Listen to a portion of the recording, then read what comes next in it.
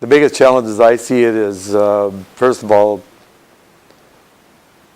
managing sales, because that's the first thing that happens. You manage the sales to make sure that we're fully loaded on the right varieties of the correct quality and have a position at the right time and place for the dealer to service his customers. That's the number one challenge. The larger challenge in the future, I think, as I maybe have mentioned earlier, was that to make sure that down the road, because these varieties just don't appear out of a magic bag in quantities and to your liking, you have to create that.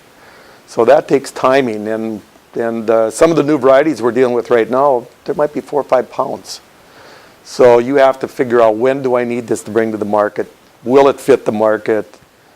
So you have to deal with all those things that are out there and deal with the future as it unfolds 1, 2, 3 years from now. I see that to be a huge change, particularly with the changing of the technologies that are going on. So those are the 2 challenges. Okay. In our operation is North Star. What I see is the genetics that we have to get out there and find. And that's where we're beating Roger up with a stick.